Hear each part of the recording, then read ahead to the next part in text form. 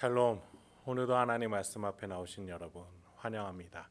이렇게 기도하겠습니다. 하나님, 오늘도 귀한 말씀 주시니 감사합니다. 이 말씀을 들을 수 있는 우리의 귀와 열린 우리의 심령, 순종하겠다라는 우리의 의지를 주여 허락하여 주시옵소서. 우리는 스스로 그렇게 할 수 없습니다. 내 안에 계신 성령 하나님, 나의 영혼을 일깨워 주시고 또 일으켜 세워 주시고 용기를 북돋아 주셔서 말씀으로 살아갈 수 있는 우리가 될 수 있도록 주여 가르쳐 주시옵소서. 예수님의 이름으로 기도했습니다. 아멘. 오늘 함께 살펴볼 말씀 사무엘상 26장 21절에서 25절, 사무엘상 26장 21절에서 25절까지 함께 살펴보도록 하겠습니다. 오늘도 성실하신 우리 아버지 하나님을 찬양합니다.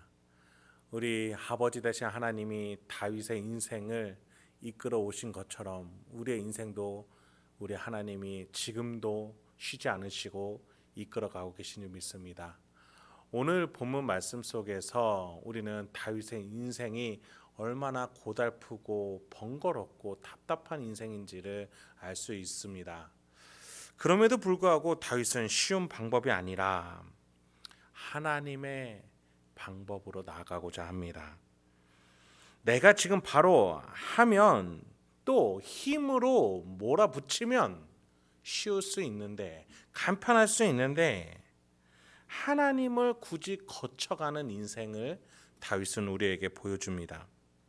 여러분, 내가 주도하는 인생은 내 영역만큼만 그 안에서 일어날 수 있는 일만 일어납니다.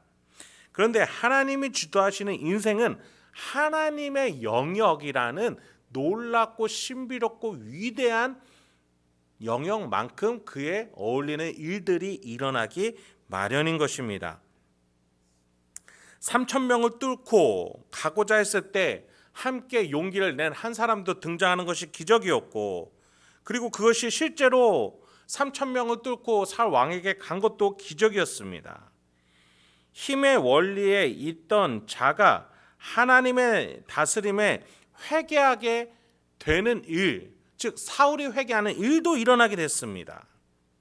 여러분, 이것은 세상에서 일어날 수 있는 일이 아니죠. 힘의 논리에서는 일어날 수 있는 일들이 아닙니다. 하나님의 영역에서 일어나는 일입니다. 그래서 우리도 내가 주도하는 나의 인생이 아니라 하나님이 주도하시는 하나님의 질서에 참여할 수 있는 저와 여러분이 되길 소망합니다. 21절부터 보도록 하겠습니다. 사울이 이르되 내가 범죄하였도다. 내 아들 다윗아 돌아오라. 네가 오늘 내 생명을 귀하게 여겼은즉 내가 다시는 너를 해하려 하지 아니하리라. 내가 어리석은 일을 하였으니 대단히 잘못되었도다 하는지라. 그간 다윗을 향해서 엄청난 집착을 보여줬던 사울이었습니다. 600명 규모밖에 안 되는 다윗의 집단을 잡기 위해 3,000명이 달려들었죠. 그런 사울에게 회개와 돌이킴이라는 것을 줄 수 있었던 다윗의 행동이었습니다. 여러분, 세상에선 이런 일이 일어나지 않죠. 오로지 하나님의 질서에 참여했던 다윗의 가르침과 메시지, 그 진심이 사울에게 전달되었으니 이러한 일이 일어나게 되는 것입니다. 하나님께서는 사울에게 그간 여러 가지 징표를 보여주셔 왔죠. 라헬의 무덤을 보여주시면서 베냐민 지파의 시조 베냐민을 낳기 위해 희생한 라헬 어머니의 마음으로 왕이 될 것을, 또 성막 안에서 나온 진설병을 쥐어줌으로써 하나님의 거룩한 왕이 되어야 할 것을, 마지막으로 선지자들을 만나 여호와의 영을 받아 새 사람이 되는, 새 사람으로 나라 국민들이 성장할 수 있도록 그러한 방향성을 가진 왕이 될 것임을 말씀해 주시고 그것들을 실제로 이루어지게 해 주셨습니다. 사울은 그것들을 다 잊어버린 것입니다. 하나님 나라의 질서를 다 잊어버리고 오로지 나의 영역, 나의 힘, 내가 성취할 왕국만 바라봤던 것이 바로 사울이었습니다. 그러나 그 사울에게 하나님은 다윗을 보내주셨던 것입니다. 하나님의 질서를 설명하기 위해서였죠. 그래서 지난 본문에서 다윗은 사울에게 하나님이 심판되시고 하나님이 그 공의와 신실로 답해 주실 것이라는 영적 질서를 설명해 줍니다. 그러면서 자신이 얼마나 하나님이 세운 기름 부음 받은 자를 귀하게 여기는지를 말했고 그것이 사울에게 전달됐으니 사울이 회개하게 되었던 것입니다. 사울이 자신의 마음을 돌이켰죠. 그런데 문제는 뭡니까? 지난 본문에서도 사울은 회개했던 적이 있습니다. 그런데 일상의 자리에 가면은 또 다시 본 모습이 나타났던 겁니다. 다시 불안해지고 다시 초조해집니다. 과연 사울은 왜 그랬을까요? 여러분, 내 마음에 주인된 것이 무엇이냐가 가장 중요합니다. 사울의 마음이 지금은 당장 회개했지만 여전히 주인된 것은 자신의 욕심과 탐욕, 시기, 질투의 마음이 자리 잡고 있습니다.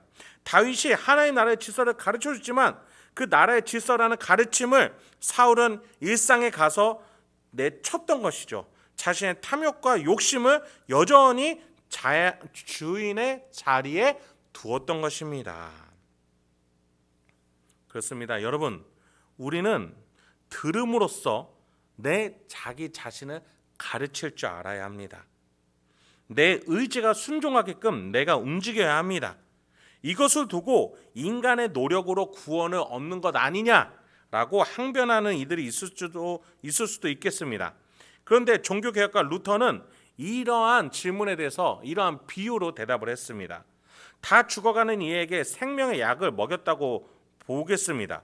그 사람이 일어나서 자기가 목구멍에 넘기는 노력을 했으니 나 자신을 살린 것은 내 노력이다 라는 꼴이라는 것이죠. 여러분, 하나님이 우리에게 생명의 복음에 하나의 나라 질서를 주셨습니다. 그리고 사울은 그것을 받아 내가 그대로 살려고 하는 노력과 의지가 있었어야만 했습니다. 하나님이 살려주시는 복음의 알약을 주었을 때 우리는 그것을 목구멍에 넘기고 삼키고 그것대로 살아내려는 의지가 필요합니다. 그것은 결코 우리의 노력으로 구원을 만드는 것이 아닙니다. 구원을 주신 것을 우리가 살아내는 것이죠. 그런데 사울은 그것을 먹지 않았습니다. 받았지만 다시 버린 것이죠. 그렇습니다. 사울은 지금 가짜 회개를 하고 있는 것이죠. 22, 23절입니다. 다윗이 대답하여 이르되 왕은 창을 보소서 한 소년을 보내어 가져가게 하소서. 여호와께서 사람에게 그의 공의와 신실을 따라 갚으시리니 이는 여호와께서 오늘 왕을 내 손에 넘기셨으되 나는 손을 들어 여호와의 기름 부음 받은 자 치기를 원하지 아니하였음이니이다. 다윗은 사울의 소지품을 다시 돌려주고자 합니다. 다윗에게 이것들은 전리품으로서 가지고자 하는 욕구가 없었습니다. 가치가 없었어요. 지금 다윗의 마음의 중심에는 오로지 하나님의 질서가 있었기 때문입니다. 그래서 지난번에 사울의 겉옷 자른 것에 대해서도 죄책감을 가지고 있었던 다윗 아니었습니까?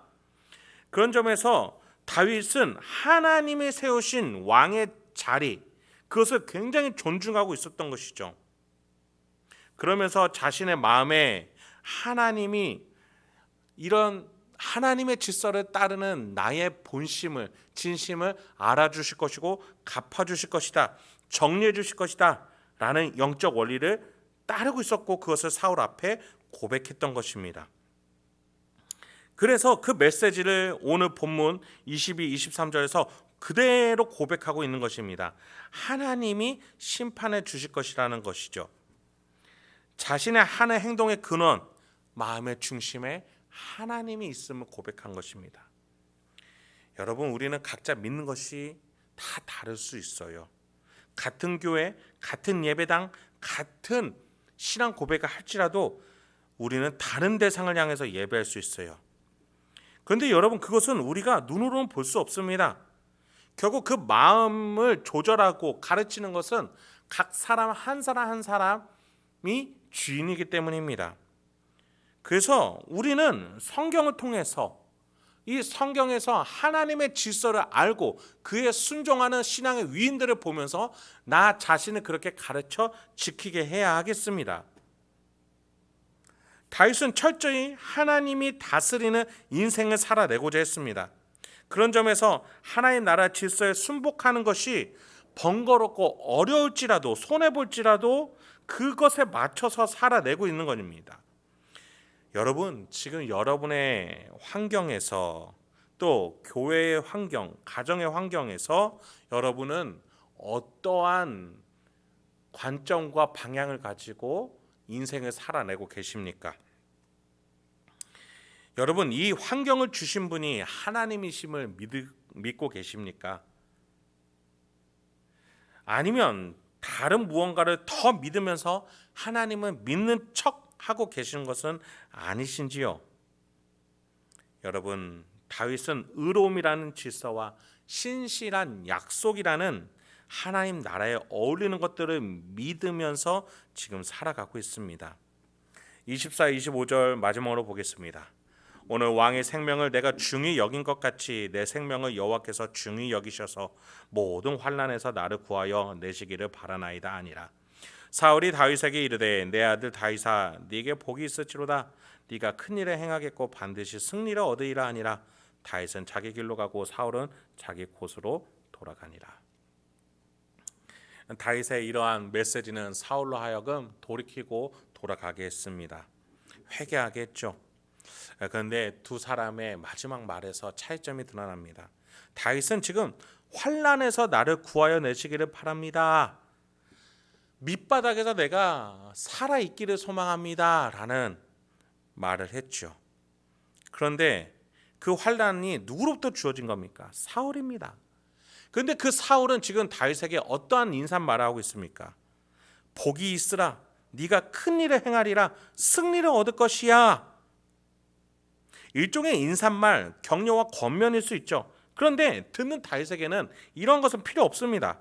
복, 큰일, 승리가 아니라 지금 집으로 돌아가고 싶습니다.